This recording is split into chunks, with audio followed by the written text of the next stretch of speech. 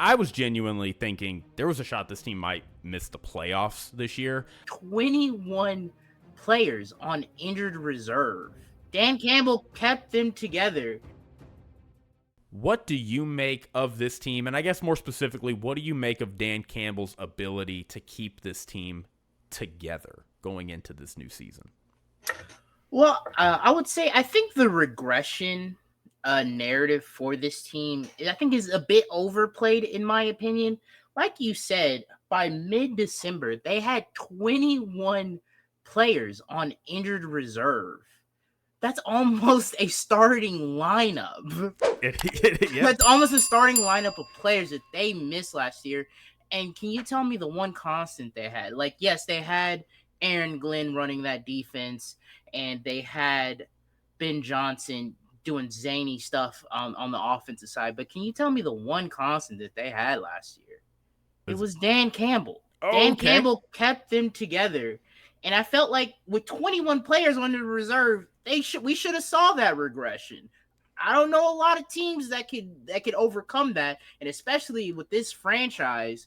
And before Dan Campbell and was it Brad Holmes, their GM, got there, this Detroit Lions team would not have done what they accomplished last year. So I do agree. Look, are they going to win 15 games this year and be the number one seed? Probably not. They're at 10.5, but I mean, I still think they're really good. They kept a lot of players from last year. Jared Goff, their running backs with Knuckles and Sonic, Gibbs and Montgomery, like those two. Love their weapons. I like Jameson Williams. We all know Amon-Ra St. Brown. Sam Laporta's great. Aiden Hutchinson on that defense is coming back healthy. They brought over some decent talent. I will say it's a little tough. They lost their center from Frank Ragnow. They did draft a guy in the second round, guard Tate Ratledge. It was going to be, I think they were thinking about putting him at center, but he had never played center in college, so I think they're going to keep him at that guard spot. So I still think their offensive line is great. Now, look, it's going to be uphill battle. They got a tough division. They're playing a harder schedule and, new coordinators. But Dan Campbell has been, we laughed at his press conference, biting the kneecaps, but it's been phenomenal. And I didn't look at the stats, but after we all know, like Detroit, they play hard, they play physical and all that.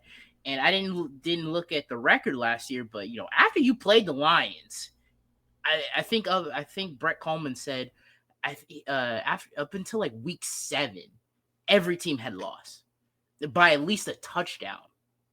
So yeah, like they got a tough schedule. It's gonna be tough, but I still like their weapons. I think Jared Goff is a very good quarterback. And defensively, they're healthier, like a lot of what they have there. So I think this team is going to, yes, take a regression. They're probably not going to be number one in all the offensive metrics. And, defensively, it might take an adjustment period. But I still think this team is going to be very, very, very solid. So Dan Campbell has, I think, proven he has been a great head coach.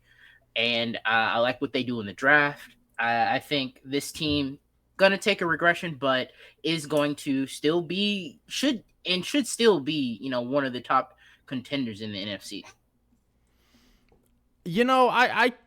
I was pretty big on that regression narrative when everything kind of broke for them this offseason. But as I've done more of my research and kind of thought about it and really put it into perspective against the rest of the league, I do think it is probably a little overblown. I was genuinely thinking there was a shot this team might miss the playoffs this year. Never in doubt, baby. I'm not saying that. I mean, it still might happen. I could see this team winning only 9-10 games and just losing in a competitive race for a wild card spot, but probably not. I mean, it's easy to say, well, they lost Frank Ragnow, right? But the truth of the matter is 28 teams, even minus Frank Ragnow, would kill for this Lions offensive line.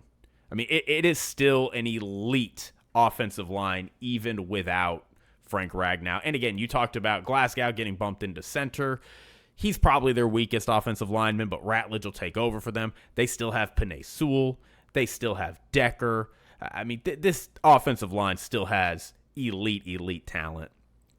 Now, for me, the biggest concern is they did lose their coordinators, and that is very tough. I mean, it's kind of one of those things where I feel like we kind of want to have it both ways, right? Where we say, well, Ben Johnson and Aaron Glenn are just elite-minded coaches. You know, they are just so good at what they do, and they're going to be so transcendent in their new roles with the Bears and the Jets, respectively.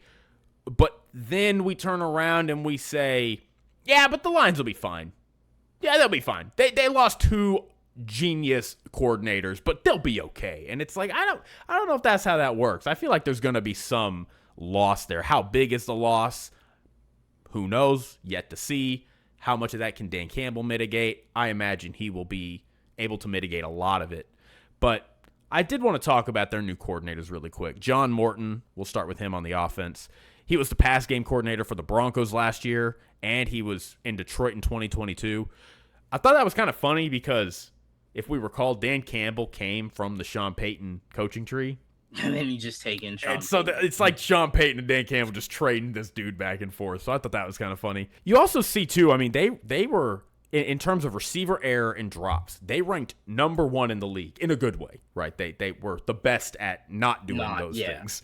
So these guys are not just talented as far as personnel goes, but they're good above the neck. So I think that experience with Jared Goff, who's going into year 5 in this system now, I really do think John Morton is not taking over a young nucleus that is inexperienced. Like, they understand. They've been there. They've been in big games. So I think some of those struggles are going to be mitigated.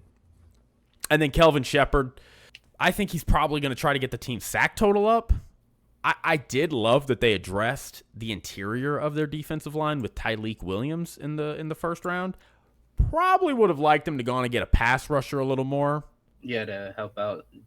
I mean, but Aiden Hutchinson, he got hurt in like week 5, week 6 of the season. Yeah.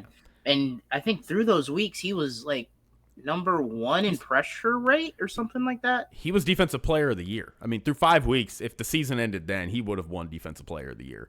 And I get it. You say, look, Aiden Hutchinson's available. He's young, freak injury.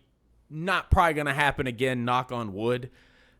But if Aiden Hutchinson is unavailable to go even for like a week or 2, you know, I really feel like bolstering up that pass rush and being not just saying Aiden Hutchinson's got it. I just feel like that would have been a lot better of an approach. I'm never going to say, I mean, they still addressed their defensive line. It wasn't a pass rusher, but I'm never going to say no to addressing your defensive line no matter how you do it, or offensive line. But their pass rush was a challenge. Depth was a challenge for them. They had obviously the freak issue with the injuries, but nevertheless, I personally would have liked them to have gone out and addressed that a little heavier, but